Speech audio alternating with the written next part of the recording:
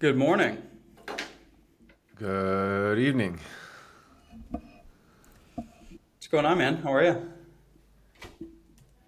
Doing all right. Just yeah, last couple weeks have been incredibly busy with lots Yeah, of busy different good or busy bad? both. Both Yeah. in, just classic entrepreneur ebbs and flows, ups and downs every hour, every day, every week. Yep. Yeah, for sure. You can't get the good without the bad. Yeah, yeah, but overall I think generally positive. Last week I was feeling like a little burnout, but I think it was due to me saying yes to too many things or my prices being too cheap for so many things because so many people were saying yes. There was a very interesting post from Hermosi, I think it was, that he posted a couple days ago, and he's like, if you're converting at 80%, you need to charge 3 to 5x more. If you're converting at Ooh. 60%, you need to charge 2 to 3x more. If you're converting at 40%, you need to charge 1.5x more. If you're converting at 30%, he was like, you're probably at a good price. Holy shit, dude. That's crazy. I heard that because so I've been doing getting a lot of brand deal action, most I've ever had probably, and it's so consistent. So like, I'm getting maybe 3 to 5 brands reach out per day, and Ooh, that's a ton. yeah, and they're all companies that are wanting to spend money in in the way that I want to run brand deals. Like Right. I'm not gonna do it in the way that I would probably approach it if I was in their shoes. But there's this there's this like question mark of like, what's the value worth of being associated with me and my brand? And that is something that I'm realizing that I just need to charge more money for, so less people say yes to it, but then I still make more money, basically. Yeah, when you told me what you charged, I thought that it was pretty low. Like relative to the brand value that you bring. Yeah. So I think that makes a lot of sense. And that's how the brand is going to evaluate it. They're looking at it from an ROI perspective, and like exposure through your audience is probably going to have a better conversion rate than a lot of others that are not as niche. It's Hmm. not so common that you get someone with a niche audience. I guess it's becoming less niche now, but I would still call yours a niche audience with 200 and something thousand followers. Like that's not, uh, not totally usual. Yeah. And I'm not gonna do like there's no reason for me to accept any less than what I'm already charging, nor is there any reason for me to do some sort of, CPM based, which I see the market going towards, like the strategy that you've been using or used to use. That's definitely how I think I would approach doing brand deals for my company. But like, if I don't I need think to it's do going to that. go towards if you want to do CPM stuff, you use a platform like WAP or you use these like CPM tracking tools versus if you're not using that, you're going to charge a flat rate. I think there's still going to be a demand for flat rate, especially for niche level content because views are not the most important metric there. Yeah, and that's tough for a brand to realize because it doesn't directly correlate to like direct sales. But that's the Yes and market. no. I don't know. Like I can tell if a video is doing well from a creator. I know immediately. I mean, I have the fucking metrics on my phone. I can just see revenue cat, like, oh, big tick up in trials. And then you just look at the conversion data 7 days later when the trials expire. Because it's Hmm. not that hard to determine if a video does really well for you. It would be difficult if you have hundreds of creators posting at a time, like posting every single week. Then it's like, I don't really know where it came from. And then I think doing CPM stuff makes sense. It's just easier to pay creators at scale because you just load like 100 grand into your WAP account and then let it just charge out based on views. Yeah. I think I'm going to go like down the rabbit hole on where I think meta advertising is going. But yeah, I can see that there's value in both. But I think for your account, you just charge a flat rate. Plus, you're burnt out, and everybody's saying yes. So I mean, that's got to tell you something. That's what really resonated me with that post. I was like, oh, if everyone's saying yes and I'm feeling, overwhelmed with the amount of deals, like I need to charge more. So Charging more is the way you fend off certain level of deals coming in. yeah. So I think I'm gonna probably double my rate or increase it by like 50% at least and see what happens. But the money's good also. That's the other thing. Like feeling burnt out now, but like when the money comes through, then it's like, oh, this is quite nice. Like Yeah. And you're never burnt out in hindsight. You're always like, oh yeah, I was kind of working hard. Like I don't know, it wasn't that bad. yeah, that's true. That's very But in true. the middle of it, oof. Yeah. And it's also the annoying parts of it, which I'm looking to hire an EA for to like manage my email and all this back and forth between me and the brand or me and the agency. Like some of these companies these email threads are getting ridiculous because, they want this revision and that thing, and that's I think part of what's causing the issue, but it's not necessarily the actual content creation piece or content creation side of it. Do you ever get frustrated feeling like you're communicating with ChatGPT? Like Oh, I through know I somebody am. else? I know I am. Yeah. It drives me fucking crazy. Sometimes I'll get on the phone with someone who's like very clearly not articulate, or in some cases English second language, and their emails are so articulate. There's like a gajillion EM dashes. I'm like, Yeah. man, fuck off. I don't even want to take the time to respond to this. Yeah. I will I don't say, have a problem with it, but it's like ChatGPT is negotiating on their behalf, and then you're running it through GPT and negotiating on your behalf. It's like, that's the part of AI that drives me crazy is people don't talk to each other anymore. yeah, I've started to look for all the brand deal stuff. Like if it's not a client, I'm using like text message formatting with my emails now. I don't care about, hello, first name, blah, blah, blah, blah, blah, like all that templated stuff. I'm just like, sent one sentence, get to the point. I will say the responses I'm getting though are all generally way more positive. Oh, thank you so much for your hard work, M dash. Let's. And it's like, well. I mean, I like reading them. I'm like, oh wow, what a well-worded email. Like I Yeah, feel good after I read it. it's so nice. But yeah, it's emails these days are way too diplomatic for it to be real people on the other end.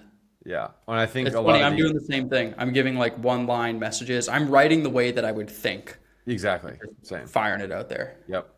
I think a lot of these agencies or businesses are second language English or overseas or something like that, and Yep.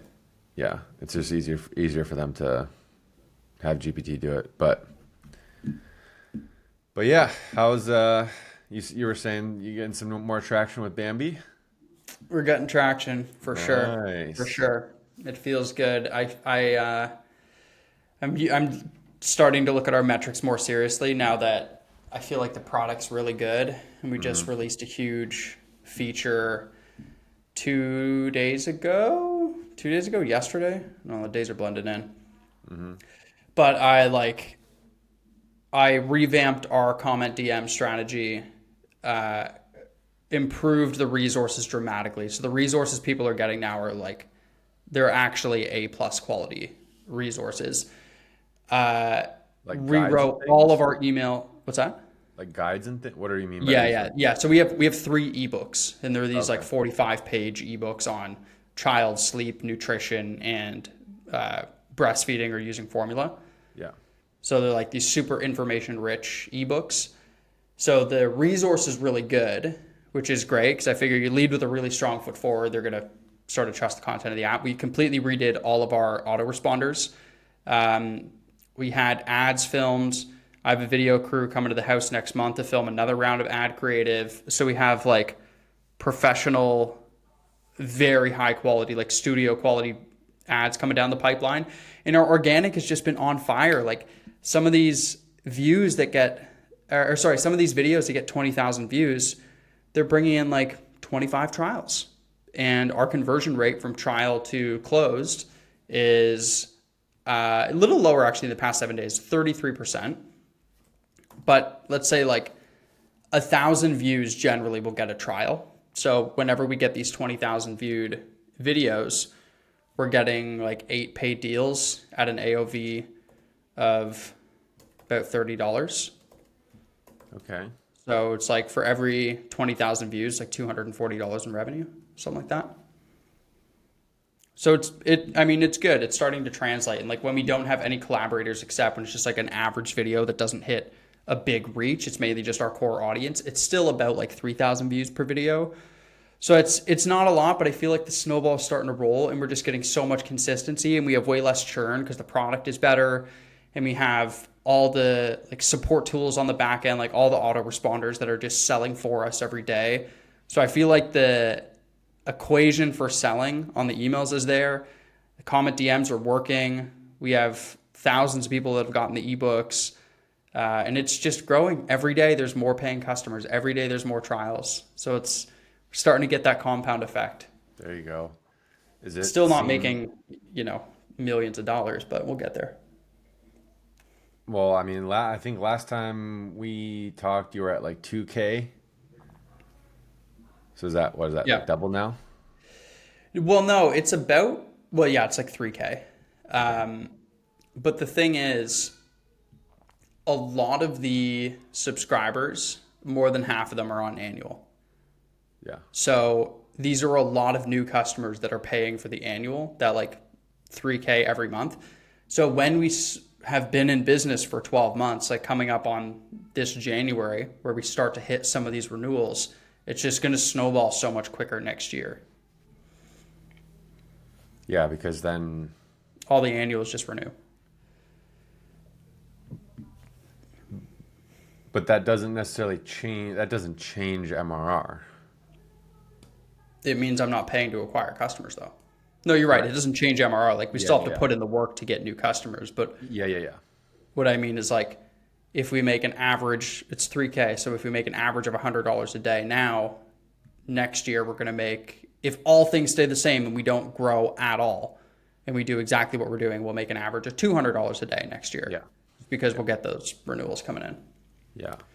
Well, I was acting as a unofficial brand ambassador for you over the last weekend. I was down were in you? San Diego, and well, first I went to Comic-Con, which is fun, hanging out there.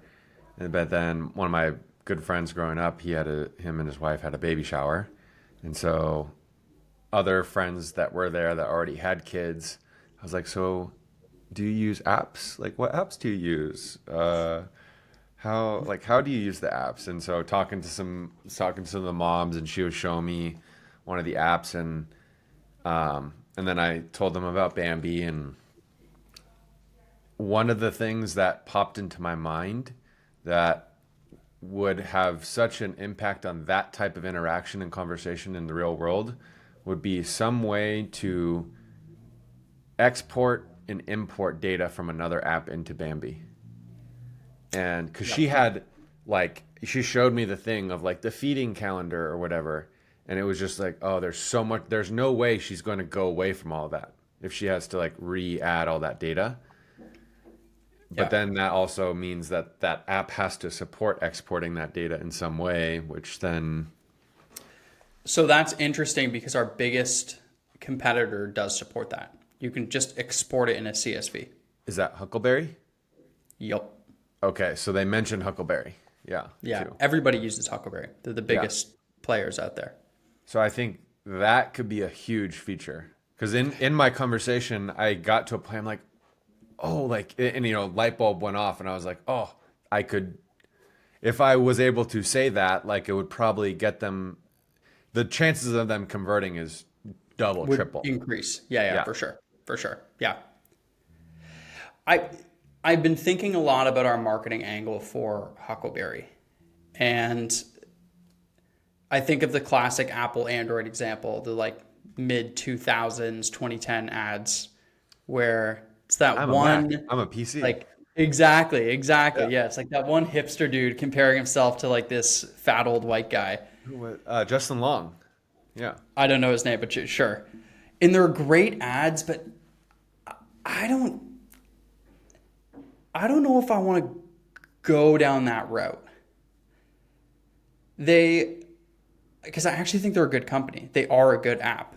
I think we did it better, but they are a good app, and they kind of paved the way for like people really understanding sleep tracking. Yeah. Like I don't want to necessarily bash them, and I did use them a lot for our first before we made Bambi, and I think a lot of their customers are porting over. So I don't know if from a marketing standpoint it makes sense to just like completely shit on them, because it's also kind of like poking the bear. It's like I can take a million little stabs at them and they just take one swipe and it's like, fuck you, done. They Yeah. can just wipe us out. Yeah, I don't know. But anyway, I think the import thing would just make practical business sense, because we've gotten that question dozens of times. Can I just import my data from Huckleberry? Should probably do it. I mean, you should probably do that one. Yeah. Even if you don't go full on marketing, scorched earth against them, like having that as an available feature went through the onboarding process would be super interesting. Yeah. Yeah. We're gonna have to do Maybe it. instead of like doing an attack ad, you could just be like, yeah, Huckleberry's great, but we're better and cheaper. Like That part's true. import your data today. We are definitely cheaper. It's interesting though, looking at their business model and where their revenue comes from. I really understand. I think I said this before. I understand why they set up a free version, a paid version, and then a premium version, and then paid services on top of it. Because the lifetime value of a customer is about 2 years, because you're not using it for a kid that's 3 years old. Yeah. So it makes sense when you have all of these free users on, the cost to acquire the free users is justified because the paid users pay so much. They'll spend hundreds or thousands of dollars in courses or one-on-one consultations. So I can see why that's such an important part of the business. That's what we're building in next. One of the other interesting pieces of feedback was how the mom that I was talking to, she just had their second kid, and she was like, we use everything less for the second kid. Yep. And that was another interesting piece of feedback, which then made me think, what if you did some sort of lifetime deal where it's higher than the LTV of one or two kids in that time frame?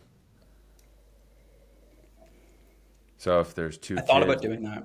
yeah, two kids over 3, maybe 4 years, charging like that amount as a lifetime deal up front, and then like the likelihood of somebody having 6 kids nowadays is probably pretty low. Yeah, America's like 1.5 average. Well, just the global rates are all not high, Yeah. like anywhere. I mean, all the countries with money. But even then, it's still it's not it's not 3 or 4 kids. It's like Yeah, and I know what you 1.5. mean. Yeah, Yeah, it's like two. Yeah. yeah. Yeah, I was thinking about doing a lifetime rate as well. What do you think about pricing on that? So we're $45 annual, Okay. $10 a month.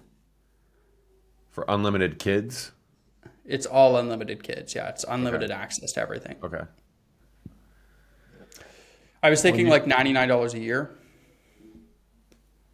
for wait Or for sorry, what? $99 lifetime. Oh, yeah, yeah, yeah. Yeah, I mean, yes, I would say like you calculate your LTV and then price it right above that. So like if Right you're above the saying LTV. yes, Okay. because ideally you want to make as much as an LTV customer or a bit more. Sure. Yeah. Got it. That makes sense. And I'll parry this over to what we're going to test something out with Stammer where we're trying to help people that are getting started out more by reducing the mind tax or whatever you want to call it of having a monthly subscription just running and charging you in the background. So we're thinking of trying out like a offer where it's like $100 for your first 3 months, which is less than if they were to be on the starter plan for 3 months, but it's greater than the average LTV of a starter plan of someone who signs up for a month and then cancels. I think that's a great idea. And you already got proof of concept from Shopify because that's exactly what they do. Yeah. And we've already pitched it to a couple customers and they said yes to the concept. I think that's a really good idea. So like to me that is a net win overall. And then our job at that point is just like make sure that they're onboarded correctly and that they are able to get a customer. And then once they get their first customer, hopefully within the first 90 days, then they switch over to a monthly subscription.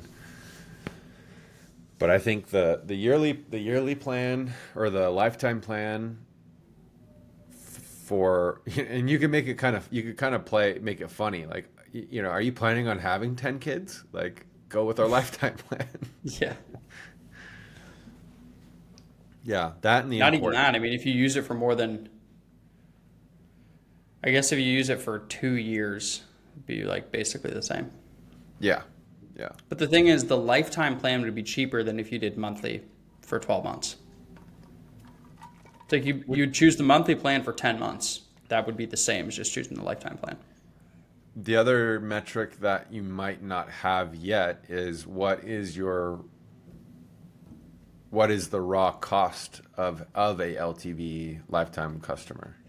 That's a really good question. I don't know what that number is. I can tell you what our AI usage costs are because that would pretty much be it. And then we have server costs in Supabase, which are very low. I don't know. I would need to figure that out. I'm not sure. That's definitely something to at least figure out and consider before. I know that in terms of like data storage and token usage, there's a huge margin. But it's everything else. It's the advertising costs. I mean, a $30 average order value is, you just have to acquire thousands and thousands of customers. Yeah. Yeah, I don't know. I'll figure that out. There's so many things where I'm like, oh, I got to figure this out. I just add it to my never-ending to-do list. It's never-ending. Like, it's never-ending. And, like, being head of product, you're... Like, that's where I like being the most, but it's also where the most work is. Mm-hmm. Or just in general, the head of in charge of the company. Yeah. Yeah. I wouldn't have it any other way, but there is just so much that gets stacked. And I think the good operators find others to delegate as much as they can, as quickly as they can. Mm-hmm. But there's like certain pieces in product where you're like, I have to this has to be me in some ways in order to have a holistic vision of like what's going on. I think that I can probably delegate a lot more than I currently am, but because we're low cost subscriptions, it's just a revenue game. It's kind of the more I do, the less I'm paying other people at a time when like growth is critical. Yeah. But we've also done a pretty good job of like perfecting the product lately. I'm not doing any of the dev work. We're paying devs. That's like the one fixed cost. We have full-time dev costs, but then I get free labor from Kathy. She's putting together all the reels, bringing in all of the trials. I'm doing all the design work. And then we gave equity to Tara, who's also bringing in a ton of trials. So it's, I don't know. I feel like we're finally at the point where the system is running and now we just need to pour gasoline on it. Yeah. Hence running ads and dialing up socials because our posting frequency's up. We're like averaging 3 a day. Yeah. That was good to see Kathy on I feel like that's the first time I've seen her speak in 5 years. Probably. Yeah. Yeah, she was nervous. She doesn't like talking a lot. She's not like a big in front of the camera person, but it's so important because she's done so much of this work. And it's kind of what you said to me. You're like, you got to at least document what you're doing. Like at least make a video and post it and timestamp it because then it's always there and it's like a reference point for everything else that you do going forwards. Yeah. Was Tara the other woman in that video? Yeah. Oh, okay. Yeah. That makes sense. Yeah. That was a good style too of like that interview asking questions, like prompting a question to her. Dude, the video is so good. So I use Descript for it, which by the way, Yep. we should switch. I don't know if I like Riverside as much as Descript. Descript is fucking amazing. Can you record in Descript? Oh yeah. Yeah. You do two-way recording. It makes your short form content after. Like it's perfect. It's so good. Because I export from Riverside into Descript most times. What? Dude, just film. No, fuck that. We're filming in Descript. I'm switching it. I didn't even Sorry, realize you Riverside. could. Get your shit together. Damn. No, Descript's great. So we filmed the whole thing and I made a bunch of clips from it. I got like 18 A+ quality clips. Really? Yeah, it's so to be fair, their conversation was really good. So that's why. Normally when I film with somebody else once a week and I'll in a 20-minute video, we'll get like 3 to 4 clips. But there's a bit of manual work. But obviously. Okay. Well, yeah. Next week we'll definitely move. We're using, yeah. We'll move. Yeah. See, I thought you knew something I didn't using Riverside. Turns out I'm one step ahead of you. There you go. I use Descript every day still for editing. Do you? Yeah, I love Descript. I just didn't know it did recording too. Descript, sponsor this video. Yeah. Yeah. Yeah, but it was good to get her face out there. It's also because I feel like I should be more behind the scenes because I'm working with the devs, I'm hiring contractors, I'm doing the design work, like doing the financial modeling, setting up the paid ads. She's got a better Like, face for it. Yeah, that's what I mean. Like I don't exactly have the face of a mom with 2 kids. And I'm not the most diplomatic on camera. I'm like, I got to get Kathy in here. Yeah. So anyway, I told them like, you guys have to have this call. We gotta record some content and get it together. Oh, that's So funny. anyway, we got a bunch of good videos. I'm gonna post them out over the week. That's good. Yeah. Yeah, that's cool. How's Stammer MRR? It's holding steady. I mean, we're not seeing the summer drop like we did last year, but we're not seeing the growth as we've seen in the last 6 months. And I think that's just due to the summer slowdown. I think that's pretty consistent. That's a consistent sentiment from everybody. Yeah. And now that Stripe shows the MRR comparison graphs where you can see what other businesses in your ARR, like in your cohort, are doing. Yeah. It's all down. Like everybody was 8%, 10%, 15%. Now it's minus 0.5%. Like as the average. Yeah, that's crazy. So the average client is losing customers. Is losing customers, yeah. And we're just holding steady. So See, that's so consistent, man. I've spoken with a bunch of big brands that said the exact same. I've spoken with a bunch of agencies that work with big brands that say the exact same. So not too worried about that side of things. We are wrapping up voice finally. We rebuilt it 3 times because of various issues that we came across during scalability, and I think we solved it in this last round.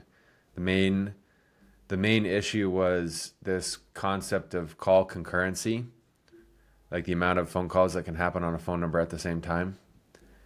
And in order to process a lot of calls, you need raw GPU resources and power to do the transcription process, the generation of process, and then converting it back to audio. And like you can use cloud platforms to do all of these things, but that increases the latency. So if you really want to do this, you need to have like your own GPUs running your own models that can get everything done quickly and efficiently and still doing it cheaply.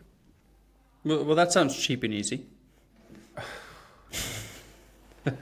Right?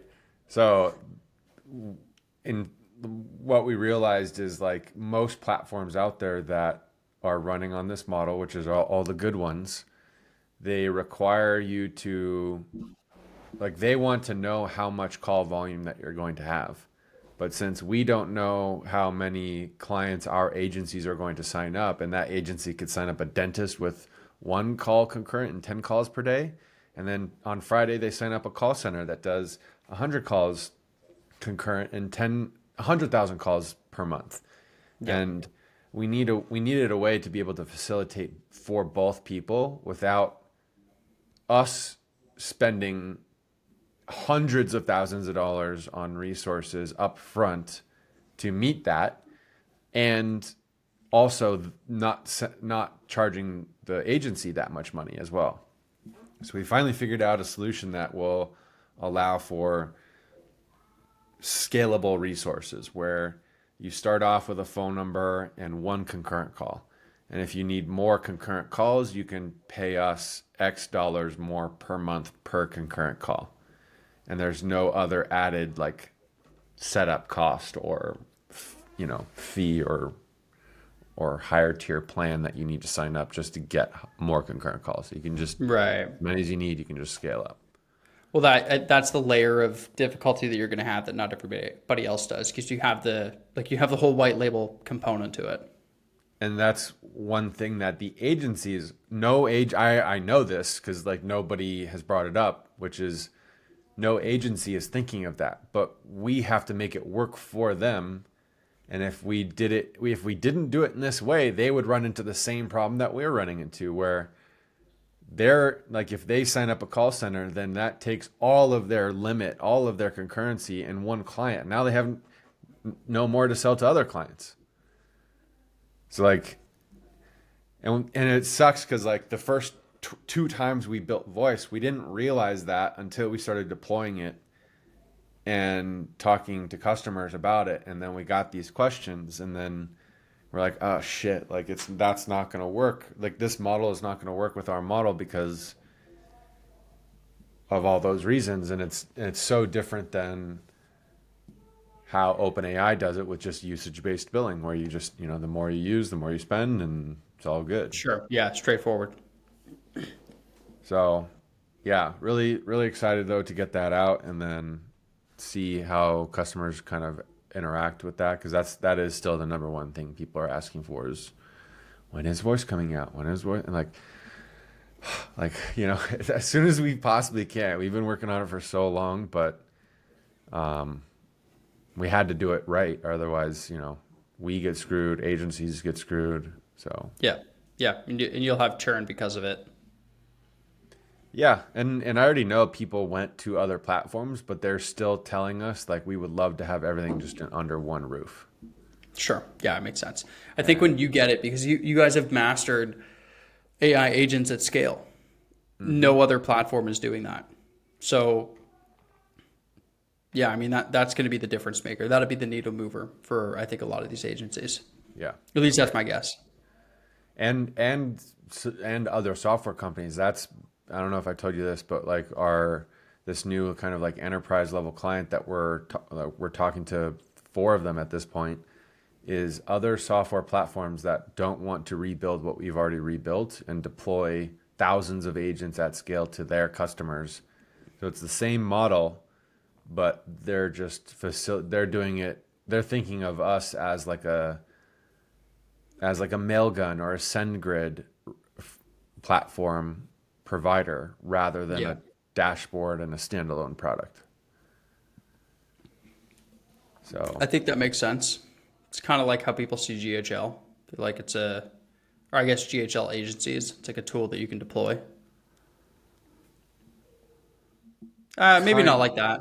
Kinda. Like, for example, we would use Mailgun or SendGrid to run emails, or like a lot of companies do to run emails, but you're never logging into SendGrid or Mailgun, nor are your customers logging into Mailgun or Send. Like, it's just a platform that facilitates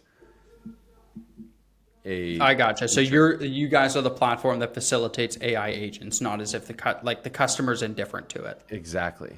Yeah, that Exactly. makes sense. Yeah.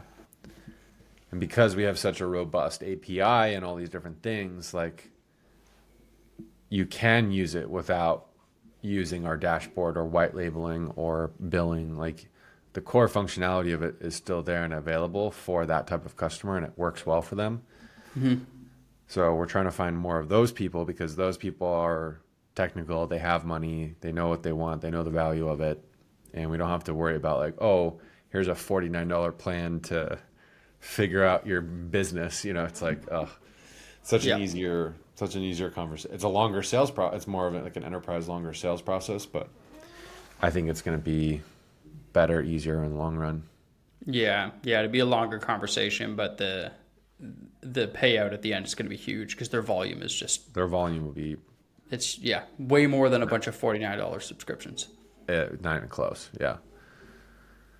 So yeah, just That's full steam exciting. ahead. Yeah, almost there, almost across the finish line. Yep. Hopefully in the next 2 weeks we'll have voice out, and then yeah, just keep it rocking. Yeah, that's exciting. Keep us posted. Always. We might just have to jump back into the agency space, start selling call agents. I keep seeing a trend in like the like AI agency reseller space, which is selling virtual receptionists, because I think it's a really easy term for boomer businesses to conceptualize. Yeah. Yeah. It's way easier to conceptualize that than it is like an AI chatbot on a website. I would never call it an AI agent, even though that's what it is.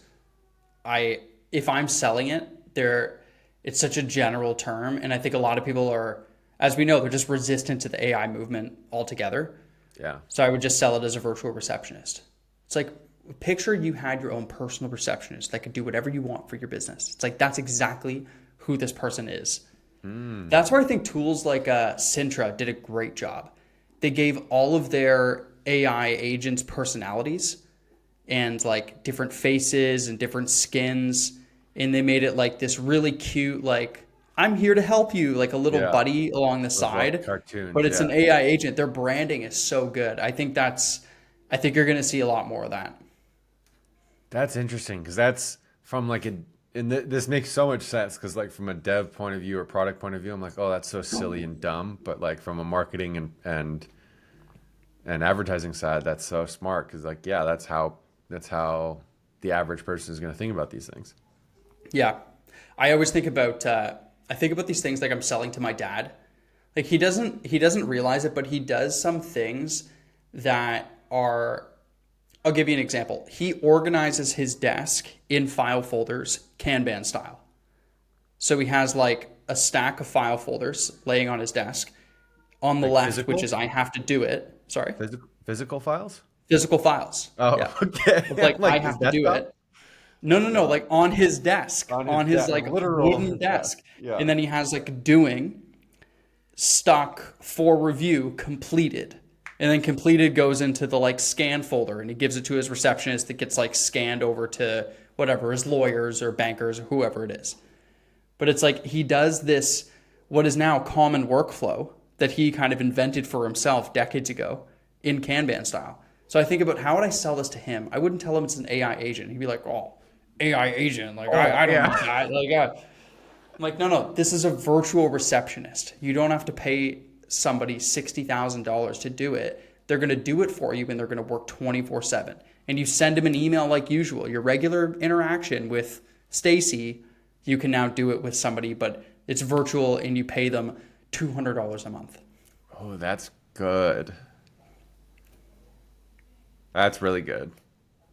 I've been thinking about doing that for this classic shiny object syndrome. I've been looking at industries that have really high call volume especially those that get inbound leads. And I keep coming back to residential building at the commercial level. So like selling a 300 unit condo building, because it's just what I know. I did marketing for that for years. Like, man, these guys would benefit so much from that, because that's always the problem. You get a really hot project, you need to set appointments and like juggle it around in your calendar. It's like the AI could do 100% of that for you, and it could take the call, and it's probably going to be nicer than a salesperson anyways. And they're simple conversations. They're like appointment setting conversations. There's nothing complex or intricate. Like, we don't need the most advanced chat model ever. Yeah, yeah. I mean, simple lead qualification and scheduling an appointment. Yeah, easy. Yeah, I think there's an angle for that. That's Like, usually the we're a example virtual receptionist firm for builders and realtors. yeah, that's usually the example that I tell people, like, how does it work? I'm like, oh yeah, you get leads in. Real estate agents are notoriously lazy and they don't call, and then they tell us, oh, these leads are shit. And they're like, well, when did you call them? And like, not for a week. And I'm like, well, imagine if an AI called them instantly, or a virtual So that's the other receptionist. thing.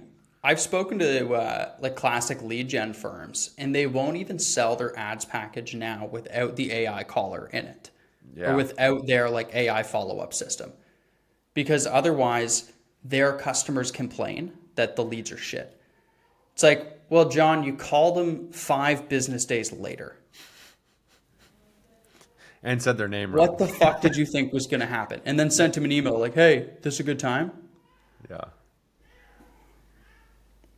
Yeah, anyway. No wonder. Yeah, no wonder. It'll be interesting to see what happens over the next couple months. Yeah. Yeah. But I'm excited to see Call come out. Me Who too. knows? I might just go full shiny object and just start a virtual receptionist agency That would with be sick. Stanger, just to be your case study. That would be great. Yeah. I'll give you early access. That'd be great. Cool. Well, I'm excited. Cool. Any content recommendations or anything? Uh, uh, uh, um, yes. Yeah, yes. The Theo Von Sam Altman interview. Oh, that's on my list. It's so funny. Yeah. It's funny because it's Theo Von, but it's very interesting. Sam Altman he's really easy to understand. He's a very good person to listen to in the interview. Like, I got partway into the Zuck interview, I couldn't even listen to it. I'm like, this guy's like just trying to be funny. It's like talking about the horsepower in his helicopter. I'm like, he's so far off. Anyway, no, the Sam Altman Theo Von one is hilarious and very Okay. interesting. I'll definitely, yeah, that was on my list to check out. I'll definitely have to listen to that one. What about you? That's good. I don't know. I kind of asked that because I didn't really have one. Okay, what about, I think we started doing, what did you learn this week? Oh No, yeah, that's yeah, what I that's was right. doing. Like the obvious thing that I learned that other people know. Um, hmm.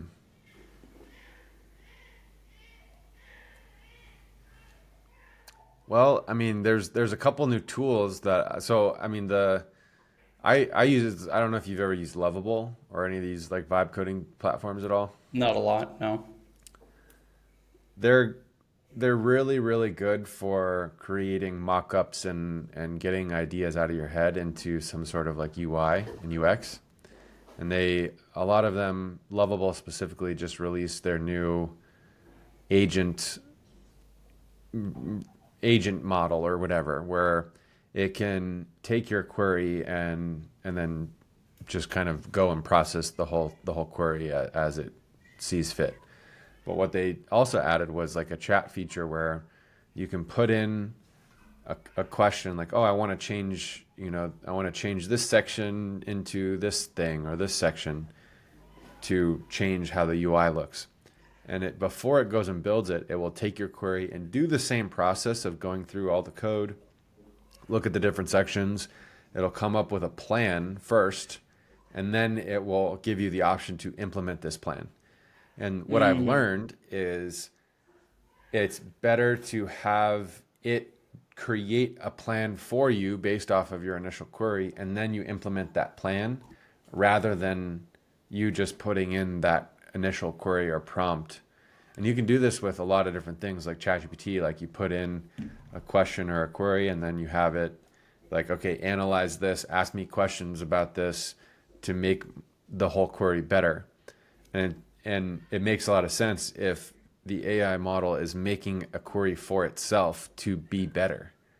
And as we It's like know, a layer review. It's like yeah, don't just take me. Don't assume that I know what I'm asking. Like help me make you yeah, better. exactly. Yeah. And so like that has kind of shifted my approach on prompting in general, where instead of just the first prompt that comes to my mind and click enter, I'm like, okay, well, help me improve this, ask me questions about this. Let's work together to get the right query in the first place, Yeah. and then go ahead and do it. And that works so much better than sitting there and thinking and typing out for forever, or even dictating out for forever a prompt that might take it off in a weird angle that you might not expect. Yeah. Have you noticed that have you noticed the responses are getting better on really short prompts? Like I used to try to put up guardrails on my prompting, and now I find the one-liners are just more effective. In certain cases, yeah. Yeah. It depends. When I'm summarizing a bunch of data, if I'm like, here's a transcript from an hour-long call and a generated article from Descript, I'm like, make this better.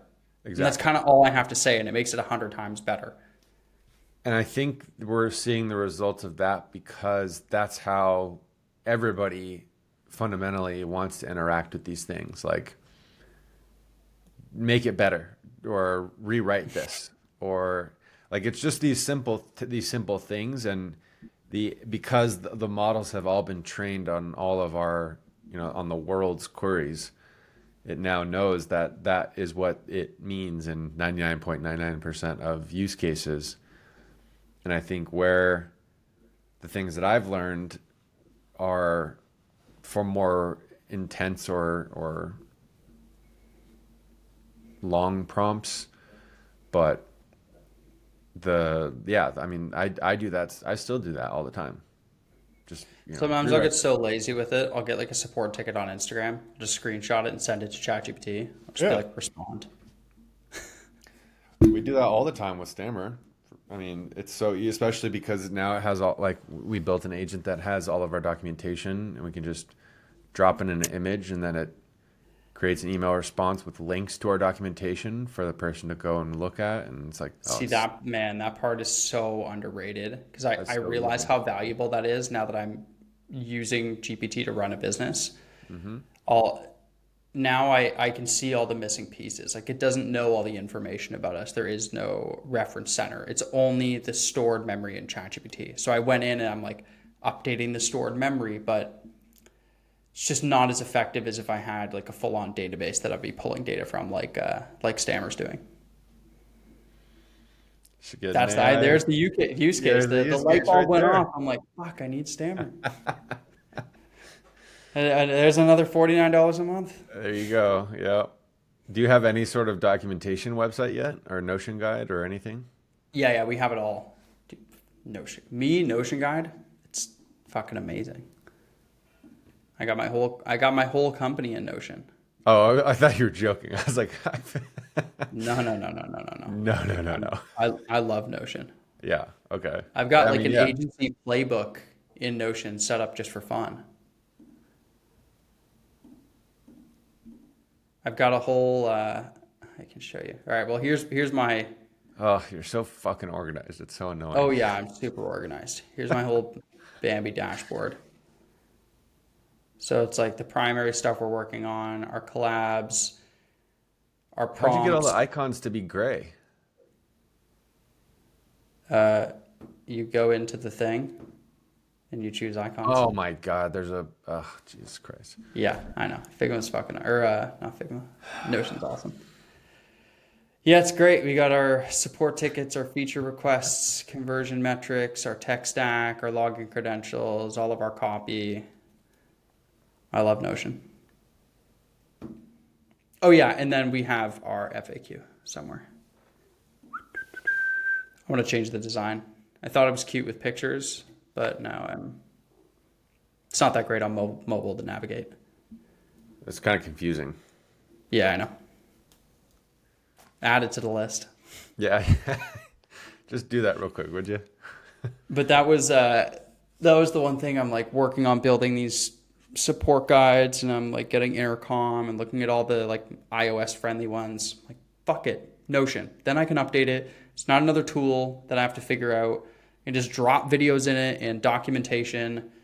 Notion integrates with everything. Let's do it there. Nice.